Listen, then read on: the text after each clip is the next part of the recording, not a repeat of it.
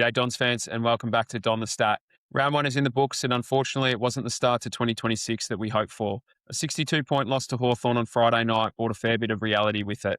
After a long pre-season filled with optimism, new roles, and plenty of internal belief, we got a pretty stark reminder of where we're at and where we've still got to work on. But the beauty of footy is there's no time to sit in. But the beauty of footy is there's no time to sit in it for too long. We go again this week.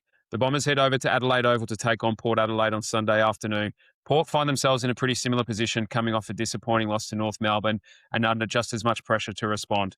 So both sides at 0-1, both sides with questions to answer, and both sides desperate to show that round one isn't who they are. I'm Jonathan Walsh, and joined as always by my co-host Ian Hume.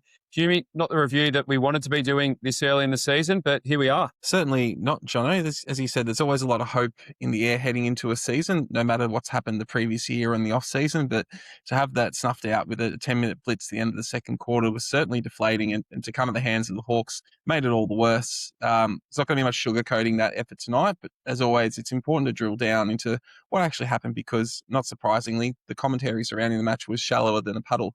You ready to get started, mate? Yeah, I am. Let's do. Yeah.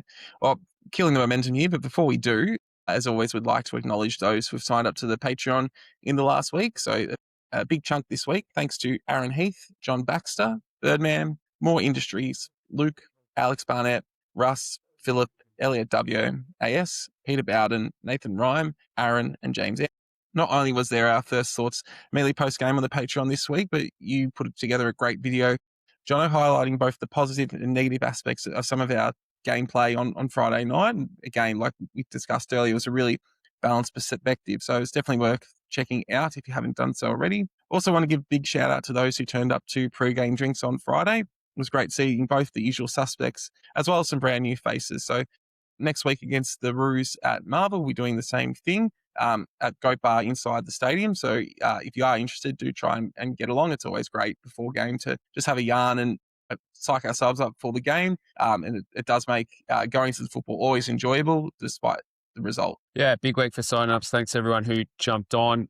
Hopefully the community's provided a little bit of salvation this week because it hasn't been too much fun on social. So yeah, thanks for jumping on board. And yeah, I think one of the benefits of, for me at least, playing a Friday night game is I get the weekend to spend some time looking at the video and putting together some analysis. So yeah, it sounds like that was well received by our subscribers and helped them understand, the game a little bit better, what worked well and ultimately what broke down. So yeah, I felt better having done it because I don't think, despite the margin not looking great, well, it wasn't great, the having sort of broken it down and looking at where we were deficient makes me feel a lot better about, I guess, where we're trying to head, knowing that it's not necessarily new problems. It's similar problems that we've drafted for, and we've got some players that just are going to take a little bit of time to be able to fill those gaps. Yeah, indeed. Well, look, let's get into the review against the Hawthorn. And look, we're currently into our 5th season of Don Stat, and it's always good to reflect back on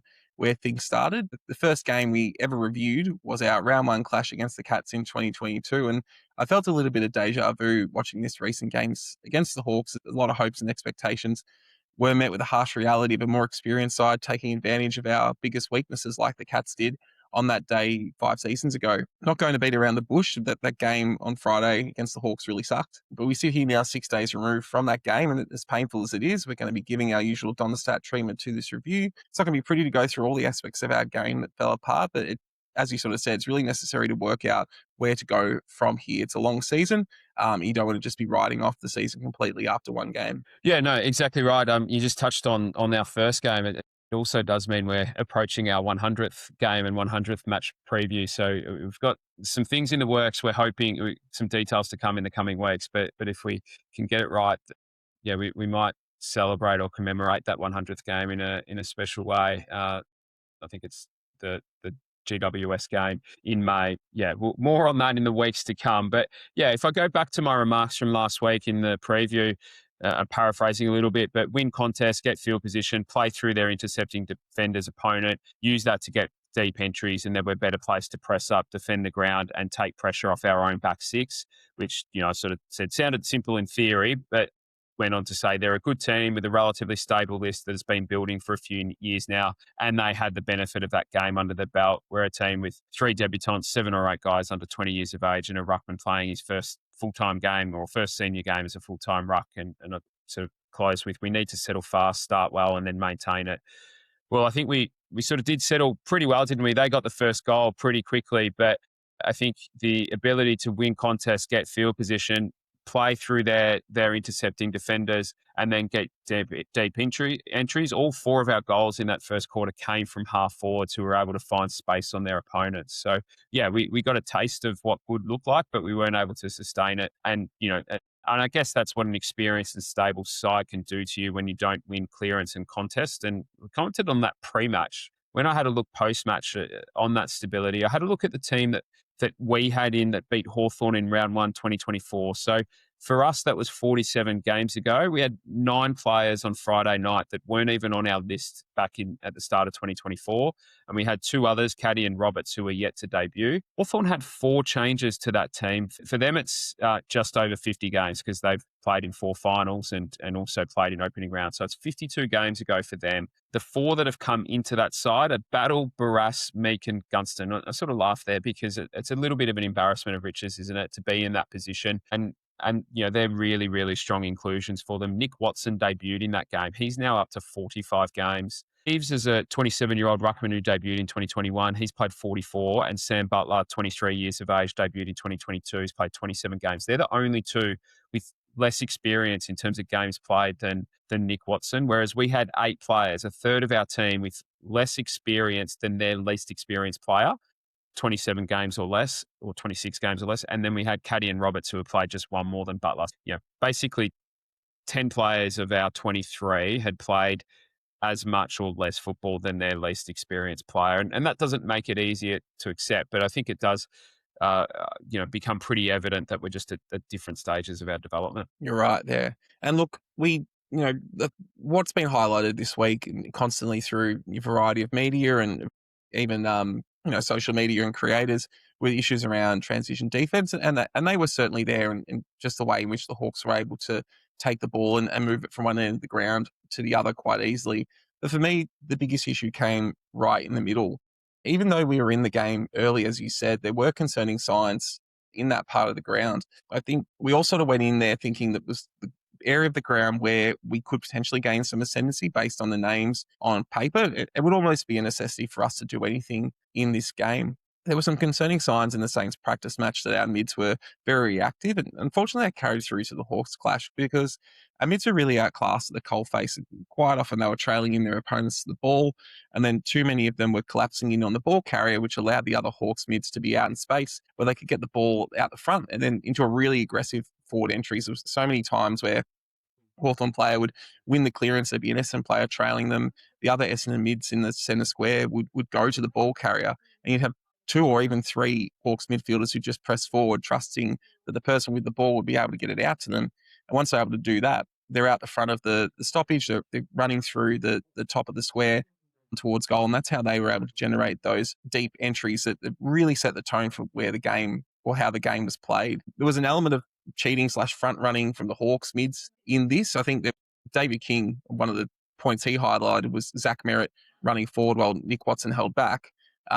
Nick Watson's holding back to be dangerous, but if Merrett gets the ball in that situation, kicks a goal, Watson sort of run a bit of Russian roulette and has been found out. But obviously on this occasion, more often than not, the Hawks players were able to take advantage of Essendon not quite being right in the middle and really putting on the pressure there in terms of winning the ball and pushing forward. The opposite side, the Essendon mids weren't trusting their teammates to be able to contain the Hawks midfielders. They left their men to assist and were obviously getting caught in nowhere where they could actually affect the play. It just became a cascading series of errors that were really compounded by the way the Hawks were playing. Yeah, just on that clip, those things happen in games of footy all the time. They only ever get shown about teams that lose by big margins as a sort of dramatic way to kind of talk a team down and show that that team's so far away. But the reality is, like, good teams, that happens to them too. Just they have enough strings to their bow that they're able to compensate for that, or over time,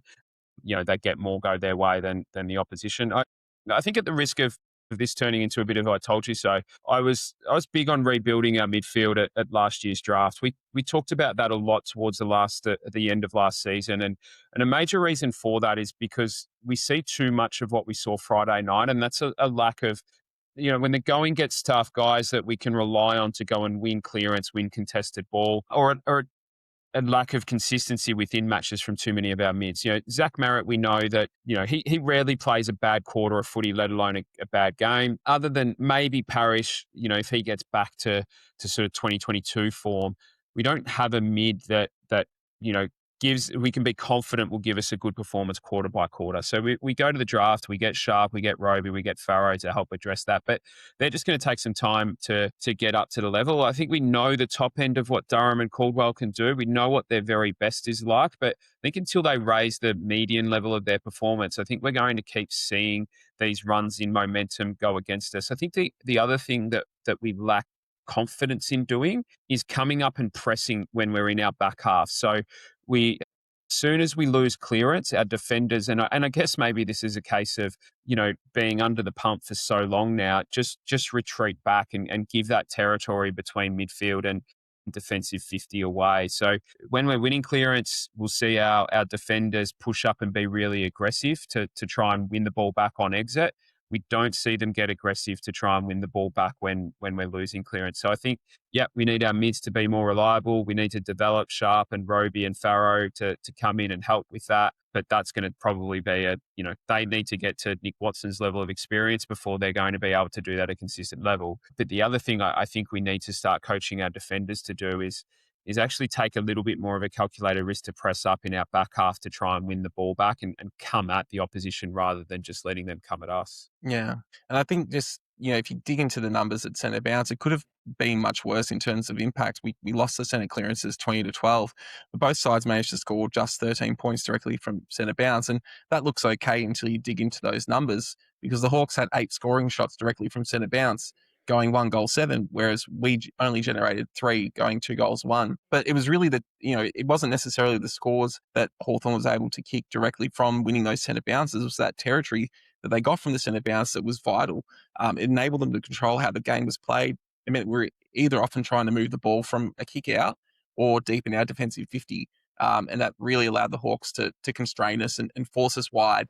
And that then compounded the next problems with our game, which we'll get onto as we move through the show. Yeah, well, let's just have a look at that. That you sort of touched on some of the analysis that was shown during the week about our game and lack of transition defending. But that really wasn't the problem for me, because I think it's a byproduct of what happened at the contest. And I think all of the analysis that's been put up this week has completely missed the biggest problem we had in the game. Just to play it back. So Dyson Sharp kicked a goal 11 minutes into the second quarter. The margin at that point was 5 points of difference. We took the ball forward from our defensive 50 not that long later.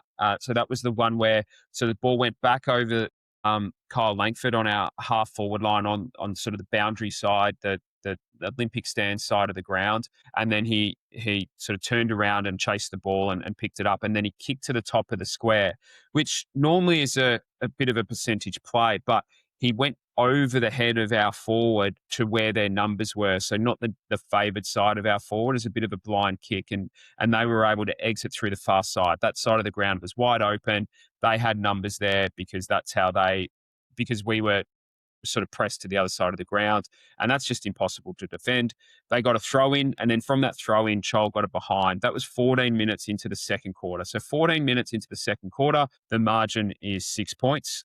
Fast forward 15 minutes or 16 minutes to halftime, it's 44 points. In those 15, 16 minutes, the Hawks scored 6 goals, 3 to 0-0, and just blew the game open. In that time frame, it was 58 disposals to 42. They had 39 kicks and 18 contested marks. They just control possession. So that problem I spoke about of our defenders not being prepared to push up the ground in our defensive half, that was evident in that period of play. We also had as many kicks as we did handballs and only 6 uncontested marks. So we weren't able to get control possession ourselves.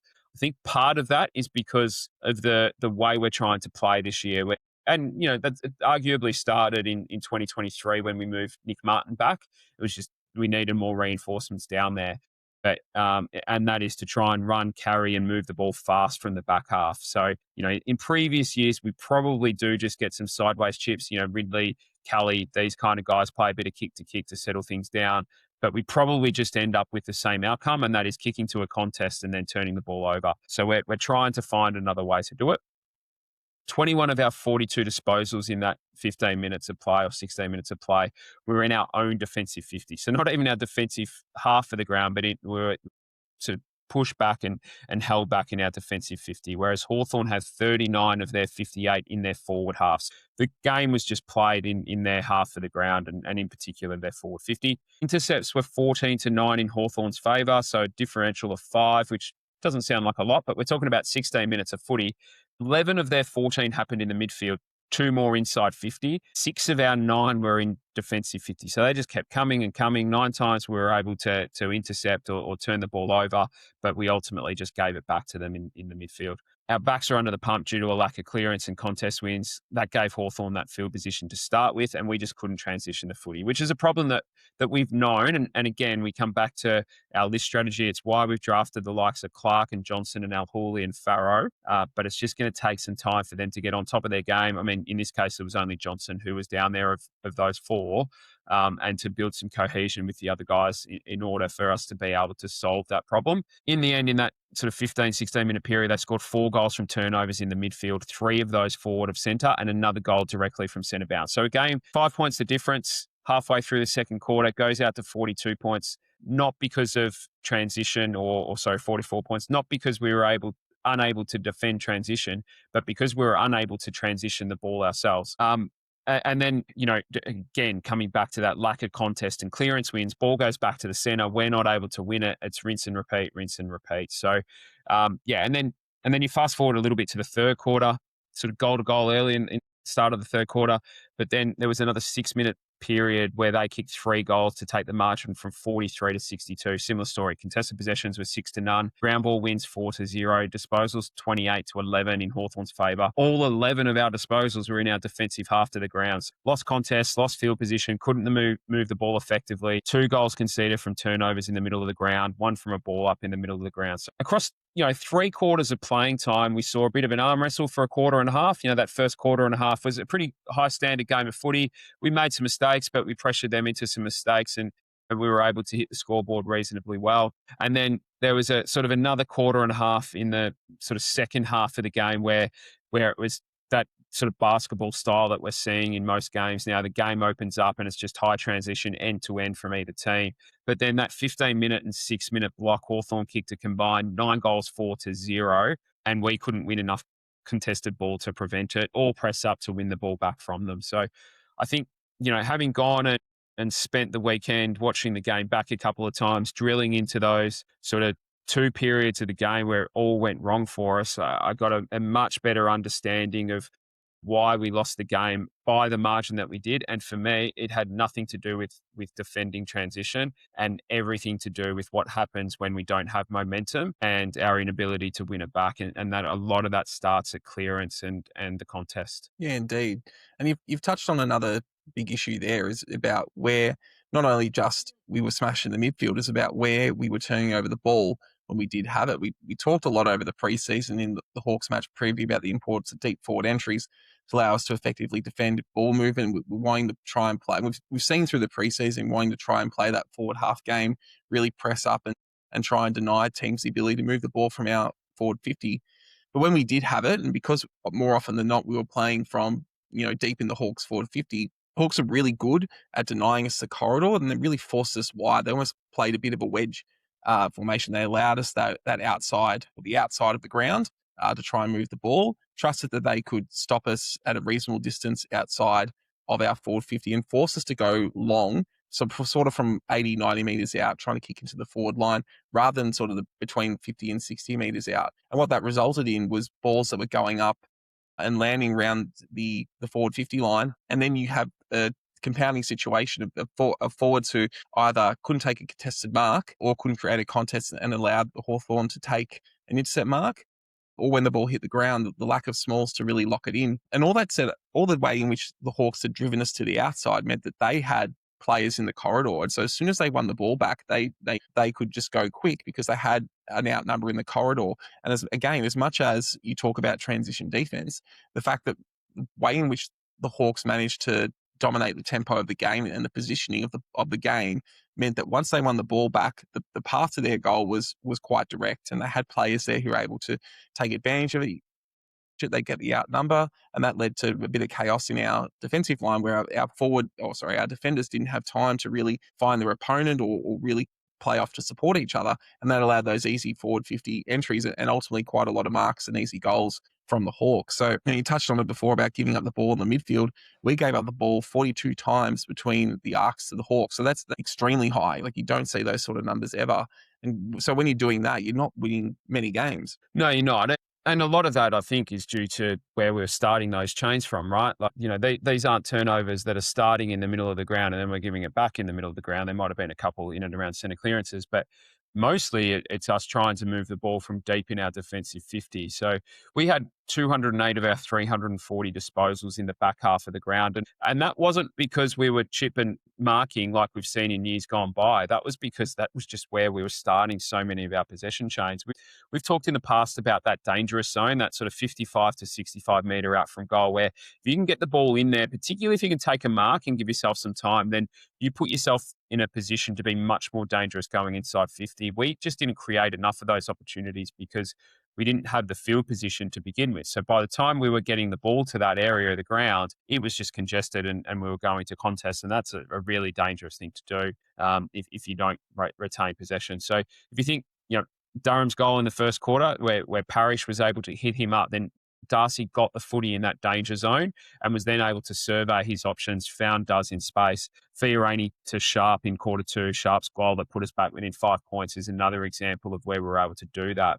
There just weren't enough of those. And as a result, only 7 of our 40 inside 50s isn't nearly enough. And we know that. But only 7 of those 40 went from or landed within 20 metres of our own goal. So, yeah, lots and lots of shallow entries. And then you leave yourself further exposed to the ball coming out the other way faster because of that. So, yeah, not a great night to, by any measure, by our mids or our forwards. No, and yeah, the other frustrating aspect is just that continual lack of movement from the forwards. We obviously got to witness a real masterclass from the Hawks forwards, particularly Jack Gunston, just how important leading patterns and movement in the forward line is to giving teams the best chance to get good shots on goal. Our forwards, on the other hand, were continually pushing up the ground and then running back, calling for the ball overhead or congregating together and bringing the Hawks intercept defenders into play.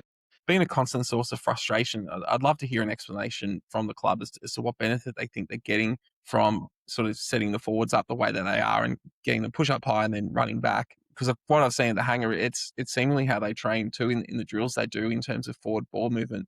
I guess just reflecting on who's our list, I think someone like a fit Harry Jones could improve this forward line simply because he's a forward that's happy to lead and do unrewarded running to create space for his teammates. I think we saw the best of that in 2021, and that's the best our forward line has looked probably since that 2017 year where we had Joe Danaher and Cale Hooker, and Fantasia in there. So, yeah, I think there's a definite need for forwards who are willing to sacrifice their own game to create space and opportunities for their teammates. Yeah, I shared this as part of the package that I put together on Patreon, but go back and have a look at Durham's goal in the first quarter. We got a contest on the wing from right, so that's a tick. He got a free kick, but he pushed up the ground, worked hard to get into position to give ourselves an option coming out of defensive 50. So tick there. Langford didn't really get involved, but he was up the ground as well.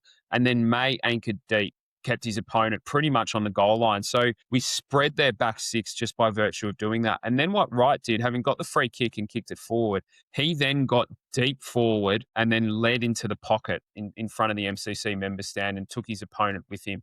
We then had Zach Johnson work on the far side of the corridor from half back to inside 50, and Durham, who was a half forward, who worked to the near side of the corridor and then popped into the space that was effectively created, whether it was by design or by accident, but by Kyle Langford getting up the ground and sort of taking his opponent away. Whereas I think often Kyle is found in and around one of our other forwards. So in this example, probably May. So May held deep. Wright led wide. So Parrish was then able to hit the kick inside and we get the goal. So that to me is really good forward play. A little bit of luck with Wright getting a free, but he also provided the contest and then worked hard to provide an option going forward next down the line.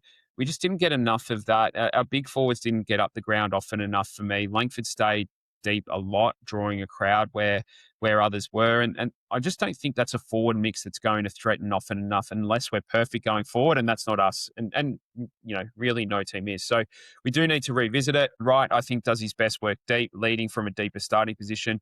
Didn't see Caddy up the ground often enough. I think Langford, I think we need to think of him as a tall forward, not a medium forward, because he doesn't have the agility or the speed of a typical leading medium forward like a Bailey Fritsch or a Jake Stringer or these types. I think he really is a bit more like a tall forward, but unlike what you want from a tall forward, he doesn't provide a contest in the air like Caddy can, and dare I say it, even what Peter Wright can do. And then, I think May did an okay job at anchoring, but he wasn't too involved otherwise. Yeah, so we missed a couple of pieces, didn't we? Kako wasn't there. Martin wasn't there. Roby probably plays a role there in the future, particularly early in his career. I guess we'll really only work with what we've got at the moment. We decided to leave Guelphy and Gresham out, but yeah, I think the mix that we had makes ball movement harder, but I also think it makes creating scoring opportunities harder. And yeah, it's just going to be something that we need to keep playing with until we can find a structure that's going to work for us. Indeed. I guess just sort of going back to transition and the way in which we sort of move and move, particularly when we don't have the ball.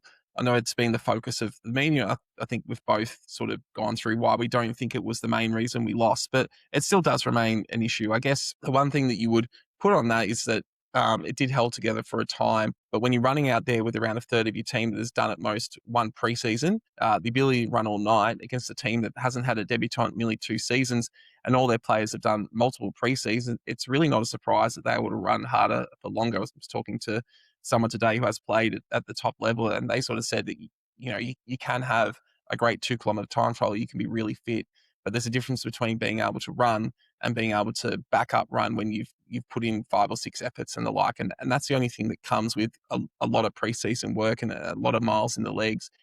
Players are clearly being told to press up high to try and secure territory in our forward line, but it's leaving us exposed going the other way. And Friday was probably a more extreme example of what we were seeing in 2024 in terms of the punishment that can be dealt when we struggle with that and without the territory advantage we're getting from centre clearance that year. So whilst, transition does remain a big issue, a lot of that just comes down to not having players with that, 4, 5, 6 season level of AFL fitness base in the side. It's as much as they're all AFL players, it's really difficult when you've got 3 or 4 or 5 weak links in a defensive zone that they've probably put in as much effort as they can, but they're just blowing up because they don't have that groundwork behind them like other teams do. Yeah, look, I think ultimately we need to see a bigger sample size in this season, don't we, before we jump to too many conclusions. We played a team that had lost the week before, had been fired up and had a game under their belt and got to learn from their mistakes in round or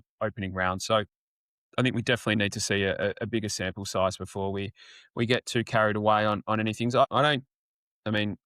not my area of expertise, but having watched the game, I don't think fitness was our problem. I think for the young guys, it's less about fitness. I think body strength and those kinds of things, will be a bit of a challenge till they've had the time in the gym. But I think concentration becomes a real problem. I think we all love seeing the chase from Kondogiannis in the third quarter, maybe, where he ran a long way to put pressure on and chase. But he actually only had to do that because he switched off and he was in the wrong position in our defensive setup, and that opened things up and they were able to run through. So, I think, and that's not criticism of a young player. I think that, I expect that to happen with a young player because, it's such a demanding game physically and mentally that at times these young guys are just going to drift off and that will put them in the wrong position. And Hawthorn, like no other team, will make you pay. But, up until that sharp goal that put us within 5 points, halfway through the second term, we were +4 in contested possession, right? So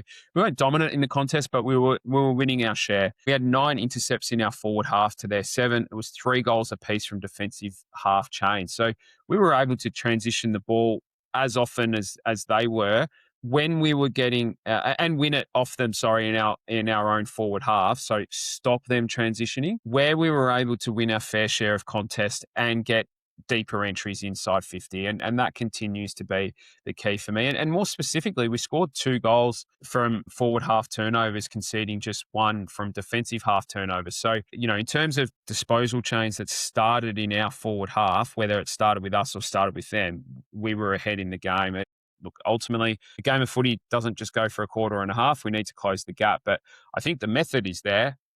We just need to get games into these young players so that their concentration doesn't waver, and then find that right midfield and forward mix going forward, which again is only going to take time, so that we can replicate the good more often than not. Yeah, indeed. And I guess that comes down to, how you set up and your structures and the way in which you play. But, that sort of leads me to our next point. I think that if there's one term that's begun to be overused in football discussion, both by the media and by fans online, it's that of system and needing to be able to see a system. And I feel like commentators and fans have heard coaches refer to it in their media engagement and adopted as a shorthand to explain all aspects of what a team's doing. But I'm not sure many of them could actually describe what it means in practice or what it actually looks like in game. And I think I would struggle to do the same thing. So it just, everything, when things break down and things don't work, everything looks bad and things look systemless. And I think it also ignores the fact that the other team has a say too in the way in which they go about things. And just because you've got a system and you've got a game plan that you want to execute, it doesn't mean the other team's just going to allow you to do that. So yeah, I think it should be a much more nuanced and detailed discussion than it often is devolved to, where people just say, well, we can't see a system, therefore the coach isn't doing their job. Yeah, I mean, I'm not sure that I could accurately articulate the system or the game plan of any team in the competition. I think, as a general principle, most teams are trying to do the same thing, and that is with the ball at a stoppage, a centre bounce or a stoppage. And if they can't win it, get another stoppage. And then if they can't get another stoppage, win the ball back off the opposition as quickly as possible, get the ball inside 50 and score. And then if you can't do that, get a stoppage inside 50 so you can set up and defend and keep the ball in your forward half. And I think they're the basic principles that every team tries to adhere to. I think around the margins, there's some differences with how teams move the ball. Some teams go longer, some teams go wider, some teams go by hand more, some teams run more. And I think those variables are often about personnel that are available rather than systems, and at times even who of their personnel is better on one day versus another. But yeah, I think by and large, there's not massive differences between the way that any team is trying to play. I think what often goes wrong in a game of footy is that analysts are blaming on system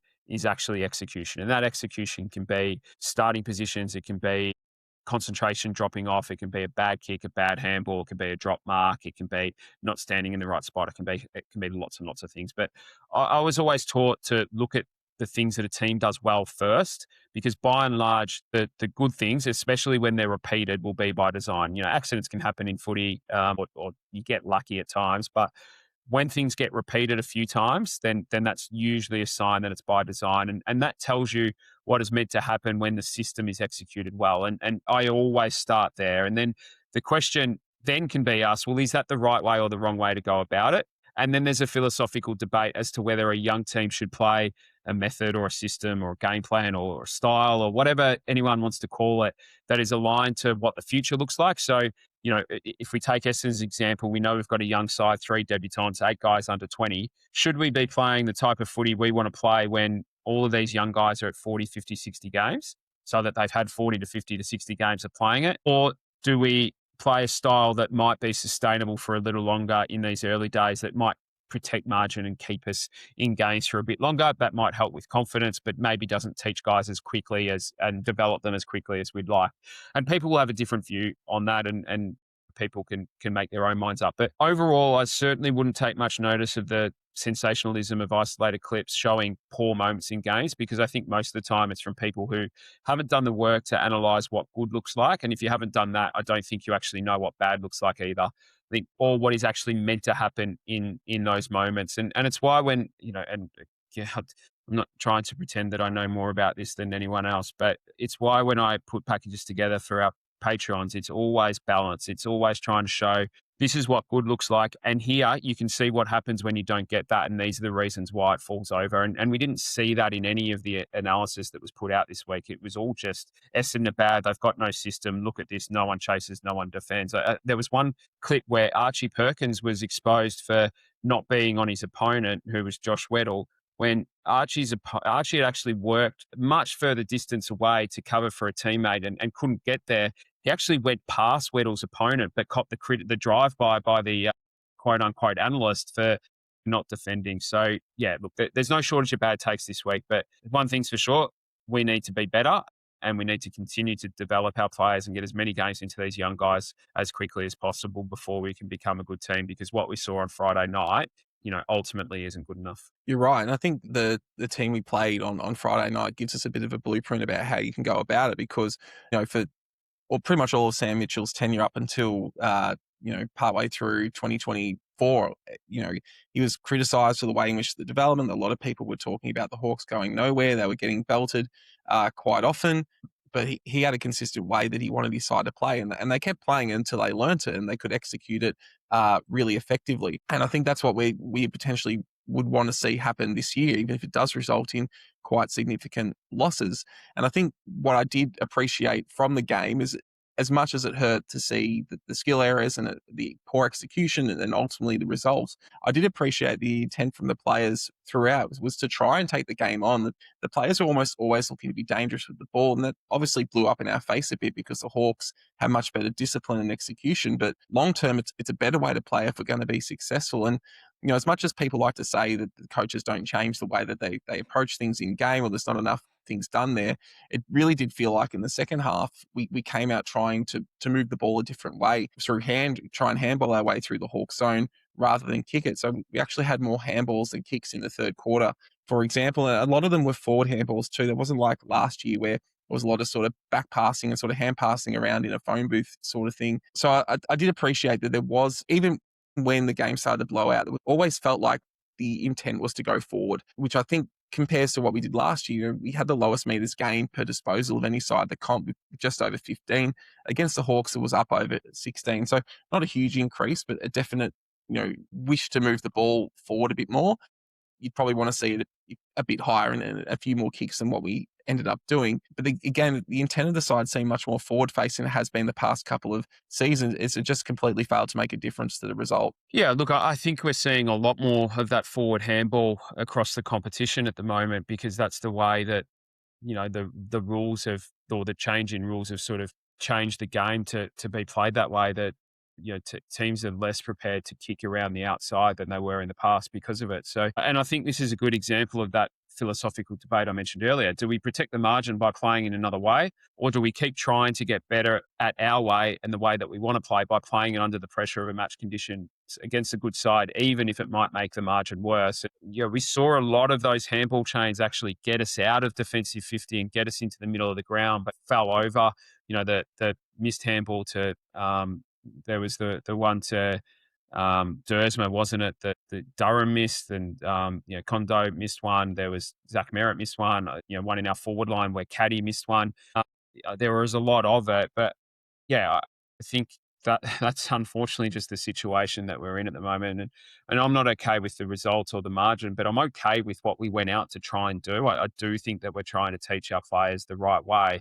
We just need to get them to execute better. And I think the only remedy for that is good coaching, good development, good review processes, watching the tape and understanding what went right and what went wrong. And watching the right I say it again, is as important, if not more important, than watching the things that went wrong, because that shows these young players that they are actually capable of doing it at the level. So yeah, I guess, yeah, just to wrap that up, the result sucks and we should all be disappointed, but I think, at least from my end, I'm okay with what we set out to achieve. I just don't think we ultimately had the capabilities to do it against a really good Hawthorn side. But, mates, we've spoken about that game way longer than either of us, I think, anticipated we might. It's time to move on. I mentioned there were a lot of bad takes there earlier this week. It's a tough ask getting a nominee in the Damian Barrett Lifetime Achievement Award, but I'm going to take a step back now and let you come off the long run, because you've You've seen a lot of it. You've taken all the nominations in our Patreon chat. And you've sifted through them. I spent hours this week putting them into an order. What have you come up with? Yeah, I was a bit of a glutton for punishment this week. I was mainly looking for things that I could rage against the machine almost online. There was some pretty bad ones because obviously now with 1,000 talking heads that are in the AFL media, there was a large competition for the nomination this week. And Jack Rewalt did make a late charge with his Essendon aren't a big club take. John Ralph nearly pipped this one where he managed to argue in the space of one tweet that Essendon both hadn't gone far enough in cutting their list and also had gone too far. Quite impressive in only a couple of hundred characters there from John. But this week's nomination goes to the increasingly verbose Jared Waitley, with Essendon has the strangest rebuild ever. And I know you said this on SEN after the game, and I know takes after round one are always hyperbolic, and old man media, as a certain new man media likes to categorize them, do like to catastrophize things. But Jared Wakely's take on, that Essendon has had the strangest rebuild ever was certainly one of them. It shot him right in contention for winning the inaugural Damian Barrett award. He seemed fixated on the fact that Essendon hadn't taken any top 5 picks compared to the Tigers and North. We're currently at round 0. I just think it showed a distinct lack of understanding what Essendon's been doing over the past 3 seasons in particular, that we stripped so much of the list back. We invested in the draft for 3 consecutive off seasons now, trying to avoid going into a sort of West Coast North Melbourne situation where you gut the list so much that you end up in a bit of a death spiral. People like to talk about the Tigers and what they've done. They had more established talent that they could move on while retaining enough that they weren't going to get smashed each week like a North Melbourne or a West Coast. And, if you look at what, say, Essendon's done compared to the Tigers since 2023, we've actually cut more players from our list than the Tigers have done in the same period, and exactly the same as North. So, if people have been paying attention, this has been in the works for a long period of time. It's really worth going and listen to the clip. The way he talks about Essendon being at ground zero makes it sound like it's some big surprise, when, as I said, if people have been paying attention to what Essendon's been doing, they would have recognised that it's been a deliberate strategy to prioritise the draft and not expend draft capital on trades. And the media only just seem to have caught up and portraying it as a bad thing, whereas it's actually been a long-term plan that's been in place for a couple of years now. Yeah, well, I mean, it clearly has. And to the point where the club has said it, and it's been said a number of times, that we were going to prioritise going to the draft over, I think there was the 3-year plan that people got confused about when Rosa took over as list manager, where he was really clear, the club was really clear in saying that we were going to go to the drafts. Either that memo didn't make it to Jared's desk, or he chose not to read it, or chose to ignore it. One thing that's interesting, mate, we had a close friend of the show who put together a bit of a mock betting market, which we've claimed clickbaitbet.com.au for the Damian Barrett Award this year, and there's about 9 or 10 people in that market, from Damian Barrett himself, who's the $1.30 hot price favourite, to Jake Nile at 200 to 1, the outside of the race. There's no Jared Waitley in there, so he's come from nowhere to get this nomination. And I keep saying he might be hard to beat, but then someone comes up every week to do better. But yeah, it's an interesting watch this space for the award winner. Yeah, we might need that friend of the show to start broadening the market there, because there's a lot of people really wanting this award. It's going to be the most prestigious award at the AFL Media Nights this year. But and just to his claiming having to have top 5 picks in order to build a successful team. Well, the team that beat us on Friday, and the Hawks, a team, as we were talking about earlier, 3 seasons ago, people thought were miles off it, that are now considered one of the premiership favourites. They've taken 4 top 10 picks in the past 20 years, and those have come more recently. Those players that have taken in the top 10, not just the top 5, are Nick Watson, who is admittedly a gun, Josh Ward, who has promised but is sort of playing a bit of a role at the moment. You've got Cam McKenzie, who, if Will Day was playing, would probably more on the fringe. Obviously, he's another one they've got high hopes for, but hasn't yet established himself. And Denver Granger Barras, who was delisted after 4 seasons. So, getting stuck into Essendon for taking players where we've taken them, most of Hawthorn's success has been built on players taken later in the draft or brought in from other clubs to supplement the core that they built. If you look at their back line, the players you would list as their back 6 as first choice, they're all taken from picks in the draft from pick 20 onwards. it's nonsensical to think you just have to have top end talent to be successful. It gives you more of a chance of success. But there's no guarantee that the Tigers or the Kangaroos or West Coast, with the amount of access to top end draft capital that they've got, that their rebuilds will work either. And then even then, Essendon probably should have had a top 5 pick last year, or pick 4 and pick 5. But with all the manipulation that's happened to the draft, it's even harder to get access to that top end. So I guess we've got to deal with the hand we've dealt and made a clear choice to prioritize the draft. But to just go, top 5 picks is guaranteed success, the history suggests it's not. And the teams that we're coming up against, a lot of them haven't relied on top 5 picks to build what they have. So look, I'll calm down now. I'm going to blow my top if I have to go on about this anymore. So I'll let you take it from here for a second, Jono. Yeah, no, take a breath, mate. They've only got 4 top 10 picks on their list in total. Watson, who you mentioned, Scrimshaw, who was pick 7 to Gold Coast originally, Ward, pick 7, Mackenzie, pick 7. But then, they found Will Day at pick 13, Weddle at pick 18. They had, Jarman Impey they got as a free agent, but he was pick 21 in the draft originally. Sam Butler, 23. Connor McDonald, pick 26. Jack Gunston, when he was originally drafted, was pick 29. So, and then we're getting into Josh Battle, who was a free agent, but pick 39. Russ, who they traded for, pick 43 originally. Blake Hardwick, pick 44. Dylan Moore was pick 67. Carl Amon originally was pick 68. Lloyd Meek originally picked 69. Yeah, they're listed.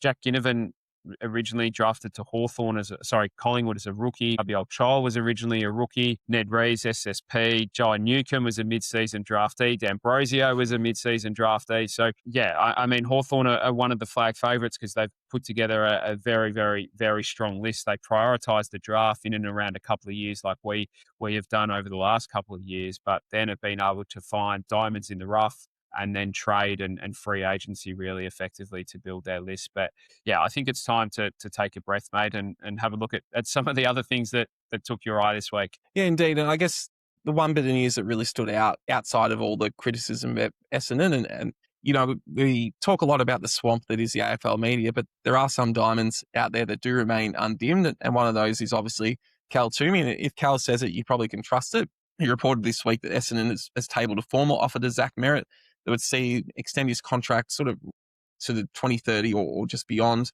and be paid over $1 million per year. And from the way Cal's reported this move has been coming a while as a result of both the club and Zach wanting to engage in contract talks. It's not being driven by one side.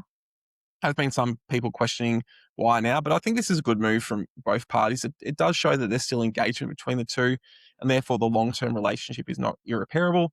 Gives Zach time to think through his future with a strong idea of the value Essendon places on him, as well as giving him a basis to compare offers from other clubs. And even just the nature of the offer gives Essendon a lot of power in future negotiations. If Zach does end up re-signing, that can send a powerful message to potential Essendon player acquisitions that people want to be at the Essendon Football Club. And if Zach does decide he wants to leave, the fact that we've shown both with what we did last year and with the contract offer, the teams are going to have to pay a premium to get him to their club in terms of draft picks. I don't think it's in Zach's interest to sign anytime soon. He probably does need some time to really think through what he wants with the remainder of his career.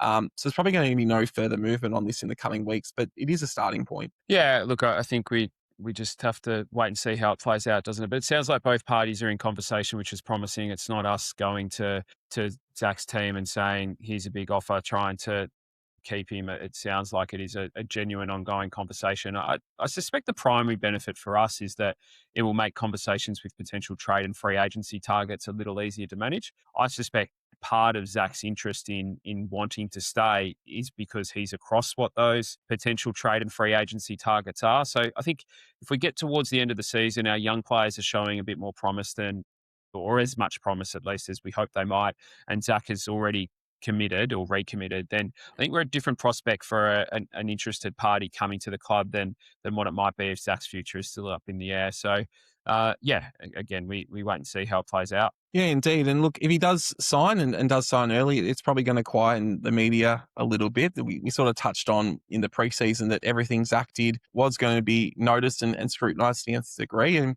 look, this in itself could have been the Barrett nomination for this week, but Kane Corns finding some vision from in the rooms with Merrett going to get a drink on his own as a suggestion that he's isolated from his teammates was one of the more laughable things that we've seen from the AFL media this year.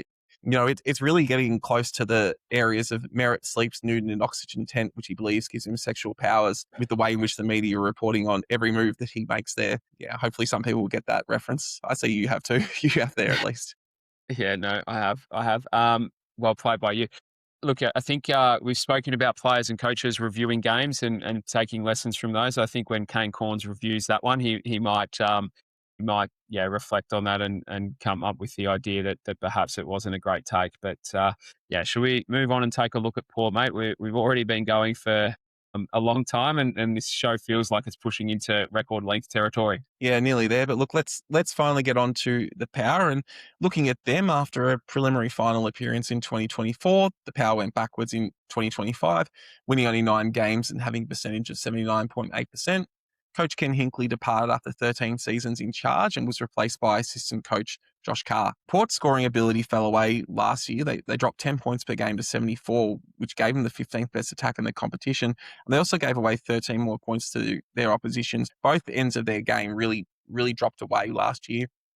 Shift at both ends of the ground was then mirrored also by the change in inside 50s between the years. They were plus 5.6 in terms of inside 50s in 2024, went to minus 6.09 in 2025. And their ability to score once they went inside 50 and their ability to defend once the ball went in their defensive 50 also got worse. So, yeah, it was a really year where a lot of what the Power have been doing successfully for quite a long time fell away.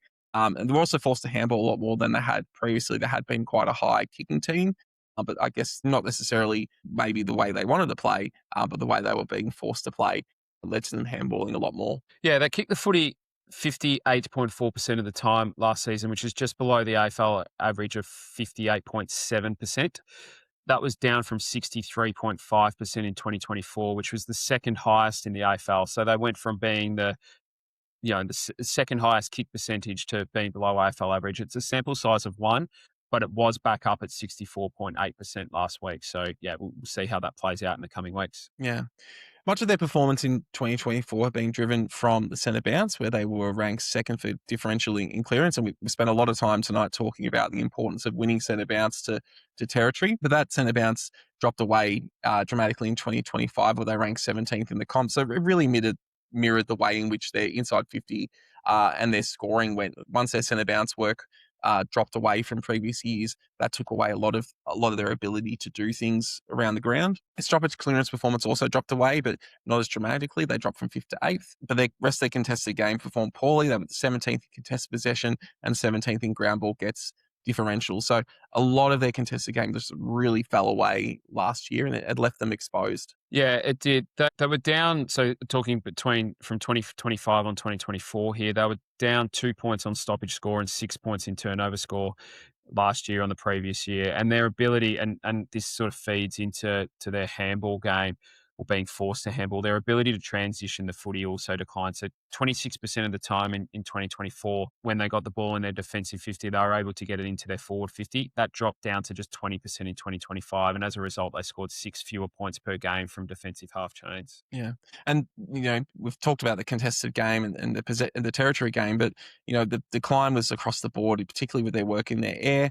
They were from 2nd to 8th in terms of marks differential and 1st to 12th in terms of marks inside 50 differential. And then their ability to win the ball back off the opposition also fell, going from 11th to 16th in intercept differential. There's very few parts of their game which maintained or improved from 2024 into 2025. Yeah, the declines in marks, I think, it just very much matches their decline in kicks and increases handballs. Obviously, if you're kicking the ball less and handballing more, you take fewer marks. But their ball retention suffered overall. They retained the ball just 64.4% of the time they disposed of it, which was ranked 17th in the AFL last year, behind only West Coast. That was down from 69.9 in 2024. Again, only one game into the season, but they're currently ranked 17th again, so second last. Again, only played the one game, but ball retention was a big problem for them last week against North. So, yeah, again, watch this space. We need to see a bigger sample size before we can get too many trends. But it was more than just a coach change for them in the offseason, mate. They made some pretty big changes to their list too. Yeah, indeed. They dropped quite a lot of experience from their list. They had 9 players depart in the off-season. Travis Spoke retired after a 19-season, 387 game career. He played 16 games last season. Willie Rioli, who's tormented Essendon a few times over the years, he also retired after 19 games in 2025. Rory Atkins also called time after 3 games last year. They also delisted 6 other players in Finlayson, who played 9, Ryan Burton, who played 8, Jed McEntee, who played 6, and Dylan Williams, who played 2. They were the 4 players of the 6 they delisted who featured last year. They did trade in 2 players from other clubs in the off-season, in Corey Durden from Carlton and Will Brodie from Fremantle. Durden played his first game for Port last week, and Jacob Weir also played after being taken as a free agent from GWS. Port, interestingly, chose to skip the national draft, not taking any picks until the rookie draft, with Jack Watkins, who debuted last week, whilst Balin O'Brien and Mitch Sadao were picked up as SSP. They've got a few NGA and father-son talents coming through in the next couple of years, including a player at the end of this year who's projected to be right up the pointy end in Dougie Cochrane. So it does seem like the power have been in a bit of holding pattern with their list, but that's something that could really affect their performance this year. Yeah, it's 1,008 games of experience gone from their list, with 5 of them having played 100 games or more and 1 other over 50 games. Durden 64, Brady 54, and Ware 34. Bring a little bit of experience back, but it still leaves a hole, doesn't it? Port were or are 15th for average game experience and 13th for average age this year. Like you said, they effectively forfeited the draft to focus on 2027 and beyond, and promoted rookies instead. Jack Watkins spent a few years at North Melbourne in the VFL and then Port Magpies last year. He's a 25-year-old sort of strong inside mid, although he spent most of his time forward last week. Shall we have a look at selection, mate? 3 ins for us being a Sunday game, no out. So it's Kako, Gresham and Al Hooley into the selected squad. It seems Kako is pretty much a lock to play. I hope it's not at the expense of Huss. I'd like to see the 2 of them together. In fact, I'd like to get Gresham into that side alongside them. I'd leave May out.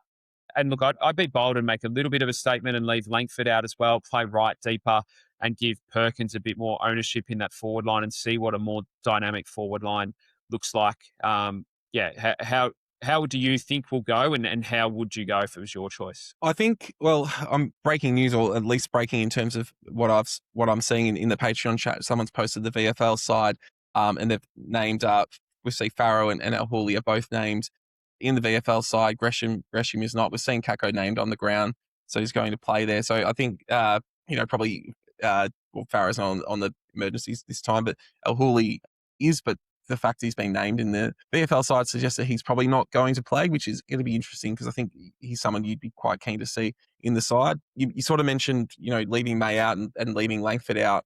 I think in terms of that, it would leave us exposed. Ruck, you'd be relying a lot on Blackiston, and I think when we get to Port selections, that could backfire potentially by leaving that hide out, because you probably do need Ruck. Sorry, you do need Wright to do more work in the ruck, and then you're left with Caddy sort of holding the fort down on the forward line if you take both May and Langford out of the side. But on the other hand, you're right, that would make for a forward line that would almost force the midfielders to lower their eyes and look for targets. It would give us a forward line that will be much more mobile, much more active, and provide more pressure when the ball hits the deck there. So, yeah, it's going to be interesting to see what they do. I hope, as you say, we do see all of Kako, Huss and Gresham, because I think one of the reasons why we struggled so much against the Hawks was we just did not have that pressure when the ball hit the ground. Yeah, it is a gamble when Wright's rucking. Blackiston's capable, and has been playing sort of 86, 87% of game time in the ruck. So I think, and he's had the long rest from Friday nights.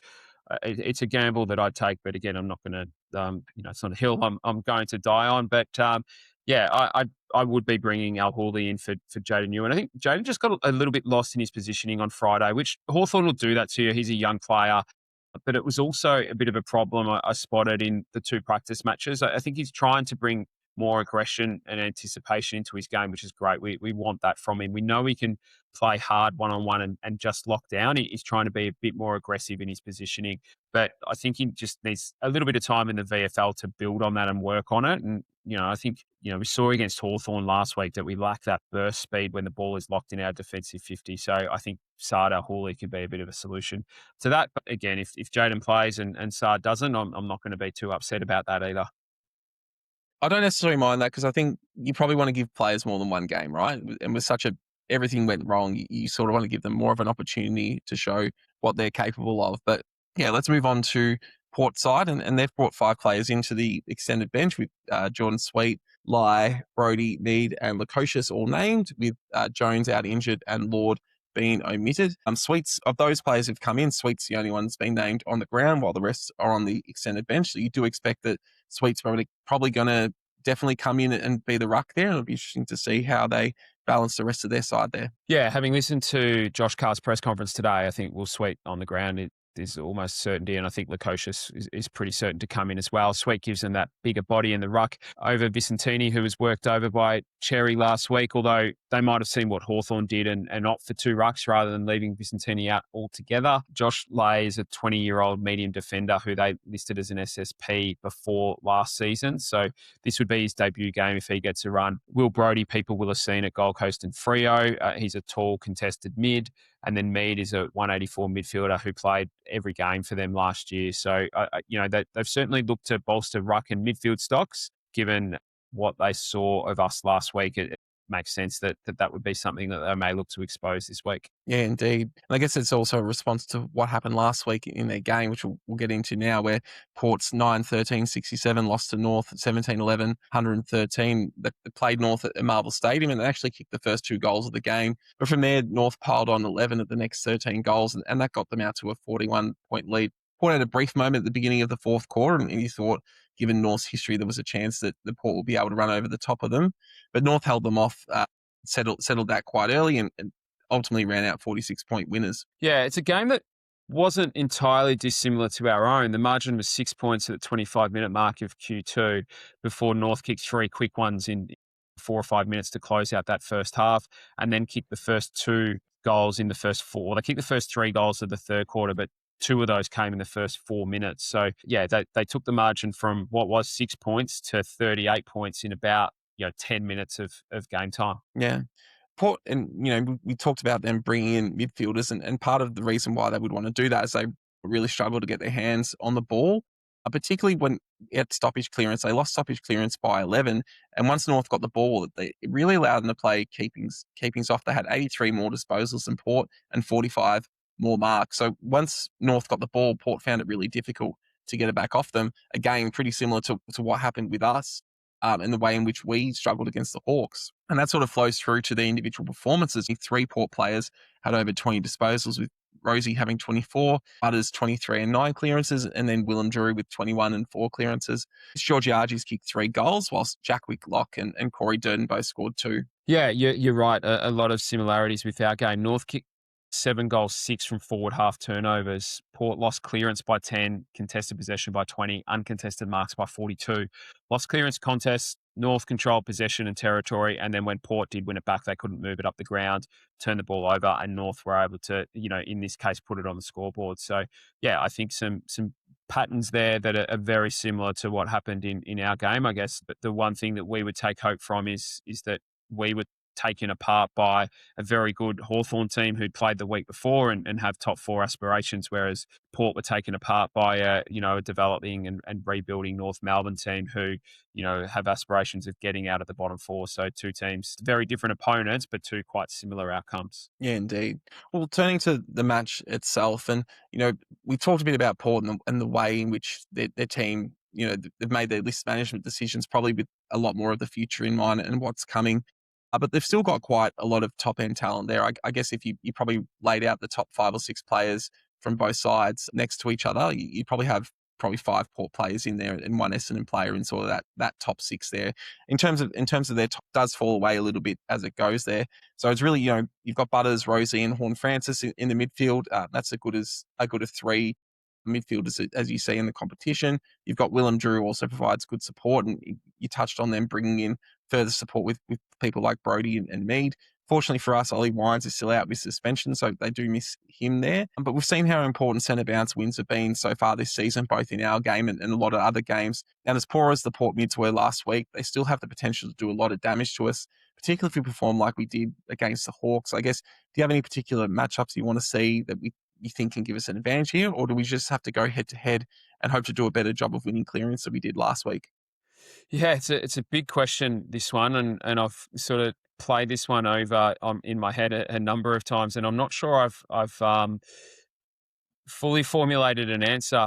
And part of the reason is I'm not 100% sure how Port are going to go about it. Given it's a Sunday game, extended bench, they brought some mids in. Are they going to bolster their midfield or not? Their midfield mix last week, Butters 83% centre bounce attendances, Drew 70, Rosie 57. So he's been playing a fair bit of time at halfback. Bergman, who's also typically at halfback, has been going through the midfield as well, 33%. And then Horn Francis, only 27% centre bounce attendances, played mostly as a forward. Burgoyne, Richards, and Watkins had between 2 and 4 centre bounces each. Yeah, a different mix for them. So it is really hard to know what to expect this week. If we see Horn Francis get more midfield time, do they, and if that is the plan, then, will Brodie and Mead play? If they do play, what does that mean for Rosie and Bergman? So they do have some really good depth in options here. I think we just need to go head to head with that in mind. I'd like to see more Sharp in the midfield. I'd like to see Gresham, Kako, and Perkins added to the mix if the three of them do make the final side. Well, I guess Gresham and Perkins' spot might be a little bit up in the air. I want to see a couple of other things as well. I want to make sure we always have a genuine ball hunter in there, one of Caldwell, Sharp, or Durham. I think at times last week when we didn't have Caldwell in particular in there, all of our mids gravitated to the ball and we lost balance and structure. So I think making sure that we have more of a balance in our mix each time at the centre bounce and then around stoppage of who's going to be the pure ball hunter, who's going to be more defensively minded, but then also be a little bit less predictable in there by increasing our mix later in quarters. And we've seen in the past where we've unsettled ourselves by being too clever, so I don't want that, but Gresham or Kako or Perkins getting 1 to 2 centre bounces between them a quarter, I think gives us a really good mix and causes Port to think a little bit more about what might be happening. I think it also gets those three in particular involved in the game a little bit and aids to their game. I think once they're involved, particularly, early in the first quarter, it helps them settle. So, yeah, I think though, then there's a few things that we need to be prepared for. So what does Willem Drew do? Does he go to Merrett? He's done that before. Does he go to Parrish? We saw Hawthorn after quarter time send someone to Parrish and tighten up on him, and then our midfield fell apart a little bit as a result. And what's the plans there, and how do we handle that? I think one of the benefits of having Gresham, Kako, and Perkins inside is we can send Zach Merrett forward, or we can send Barrett Parrish forward to break those tags or force Port into doing something that they don't want to do. The other thing that we could do is send Merrett or Parrish to Butters and take Drew away from the coalface as well. Yeah, having some plans ready to go in that situation I think is important. If they increase Horn Francis' numbers in the midfield, who has responsibility for being defensive side of him? So not necessarily man marking, but who's going to pick him up on the way through, because he's someone that likes to run straight line through stoppages, and we want to make sure we minimise his burst through clearance. So I think this is where we need to think about potentially using Sharp and Perkins more in a bit more of a defensive role. The easy answer is Caldwell, but we saw last week if we're not winning clearance, and he's probably still our best contest or hard ball get winner, that we probably can't afford to use him in a defensive role. And then if Butters gets hot, do we lock down on him, or do we lock down him from the start? And I think we need to be prepared for both options there. And is that maybe someone that Archie Roberts could do a role on? And those two have some similarities in the way they go about it. So could this be a good teaching opportunity for Archie to learn what the work rate is required to be an AFL midfielder and to become as good as someone like Zach Butters is? Yeah, good shout there. Looking to Port's forward line, and last year for the Power, the main route to goal was Mitch Georgiades. He kicked 58 goals and started this year strongly as well. If you think back to that Port game last year, Georgiades really threatened to take the game away from us in the opening quarter. He, dealt with Ben Mackay with ease. He dealt with Jordan Ridley with ease, and it was really move of Zach Reid onto him that really shut him out of the game. And it was probably Zach's first moment at AFL level that year where he showed exactly what he's capable of. Does Zach get first crack this time, or does Mackay's better form in the opening game mean he should be tried first? And I guess where are the other goals coming from the Power? Two of their top 4 goal kickers from last year won't be out there, with Willie Rioli retired and Sam Palpepper injured. So there is a chance that they're going to struggle to find avenues for goal. Though if we have a game like the Hawks game and they get so much service, it doesn't really matter who they've got there. They're going to find ways to kick goals. Yeah, no, that's right, mate. I think I'm not normally one that's too big on head-to-head matchups in the back six. So I'm a bit more about sort of positioning and starting positions of your back six and who do you want deep and who do you want coming up the ground. But I think in this case, Reid to Georgiades makes sense. I think Zach was shaky last week. Let's hope he's better for the run. But I think he has the closing speed and the reach to be a better prospect for Georgiades. And, really, Georgiades is the big threat here. I think keeping in mind that Lukosius is likely to play, and that gives them. He's sort of a bit of a hybrid forward, isn't he? Sort of close to key position height, but can also really get up the ground and has some speed. But also, he's a really, really good kick of the footy. So I think Georgiades is going to really enjoy Lukosius coming back into the team. Lukosius can also hit the scoreboard himself. So I think he's the other real threat that Redmond's probably going to have to manage that matchup and take that responsibility there. And then that would leave Mackay to take the primary matchup on young Whitlock, who looked pretty promising last week. He only had 3 disposals, but all 3 of them were shots at goal. He kicked 2 goals, 1. Obviously, only in his second year. He's a 200-centimetre tall key position player, so they take some time to develop. But I think that might be something that Mackay could expose in the air, particularly if Reid and Redmond can handle the other 2. Then it might give us some intercept marking prowess. And then, they still have some other options down there that can be a little bit dangerous. Mate Durden's, capable of hitting the scoreboard. He was still able to kick 2 goals last week. Horn Francis can obviously kick goals as well and kick goals in different ways on the run at forward stoppage, but also take a good and strong contested mark. And they have some other small forward options who always worry us, Berry, Richards and Burn Jones as well. So Joe Berry was one that a lot of Essendon fans were keen on us adding to our list in the Kako draft as a small forward. So, they do have a good mix down there that we need to be wary of. And I guess ultimately it comes back to wanting our mids to do a better job than last week so our defenders get a little bit more protection. Yeah, indeed. And then we've talked about this again a lot tonight, but our forward line was quite stagnant last week. We're hoping with the team that we've selected, and we won't know until the final changes are made tomorrow evening, but it's going to be a lot more mobile and flexible there. I guess other than that, what needs to happen this week to make it more threatening? And then whilst the Port defence isn't at the level of the Hawks, we're coming up against a player in Lear who has feasted on Essendon in the past. So how can we avoid the mistakes of last week? Yeah, it's Marshall and Aaliyah down there now. So Todd Marshall's gone back. Most fans would be used to seeing him as a forward, but he's now a key defender, and they got Radaglia as well. Those 3 still managed 8, 7, and 7 intercepts each last week. So, it's actually the reason I'd like to see more of a dynamic forward line. So we don't have to be as clean going inside 50. Be prepared to go a little bit ugly and chaotic. Like that second half, you and I reflect on it a lot against Geelong last year, where we were just prepared to get the ball in, whether it was along the ground or wide or in the air, but it was just contest after contest after contest and bringing the ball to ground. What were ranked 15th in the AFL for ground balls last year and 18th for ground ball differential at minus 8.7. They were minus 7 against North last week. So I think rather than trying to worry about matching them in the air, I'd actually take it away from them by drawing them out on smaller opponents and be prepared to be a bit more chaotic going inside 50. And I think if we do play the 3 small forwards, all 3 of which are comfortable in congestion, then I think we can exploit their lack of ground ball prowess. So, I'd be going that way rather than, trying to get direct matchups or accountability in the air. Let's find other manners to goal. Yes. And look, it's been a long show, but let's get to our final thoughts. And to wrap us up here, Jono, which area of the ground, forwards, mids, or backs, are most in need of redemption from last week? And to make it more difficult for you, you can't just say all 3. Yeah, it's a tough split between the mids and the forwards. I'm going to go with the mids. I think the forward issue was partly due to balance. And look, you can't ask guys to do something that they're not capable of. And I don't think we necessarily got that right.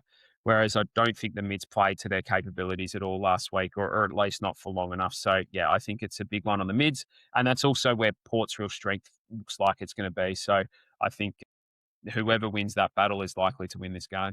Thanks, Jono. Well, look, that will do us for this week. And again, big thanks to you, Jono, for all your efforts with this week's show. And a special shout out to all those in the Patreon chat who managed to keep us sane this week as the world outside sort of went mad with what had happened. Really looking forward to seeing a response from the side this week, though. We get another game like the Hawks game this week, then I think we're going to, it's going to be a bit more grim, even more so than this week, next week. Any final words from you, Jono? Yeah, a few, mate. Look, I think I know our footy club has demanded a lot from us as fans over the last couple of decades. It's been some really tough moments of Essendon supporters, but just remember that we all love this club. We all have different views. Some of us are optimistic, some of us are pessimistic, but we do need to stick together. I think there were some disappointing takes on socials this year, potting other Essendon fans, and that's unfortunate. Let's leave that to to the club down in the Princess Park area to turn on their own and eat their own. Let's stick together and wherever possible get together and watch the game this week. And whether it's at Adelaide Oval or at home, cheer on our boys. We were under the pump in the media all week leading into the Port game last season, albeit that was a game at home. We were able to win that one and get our first win for the season on the board. So let's hope we can get the same result this week over in Adelaide. Yeah, fingers crossed. Well said, mate. That'll do us for tonight. As always, stay safe, everyone, and go Dons.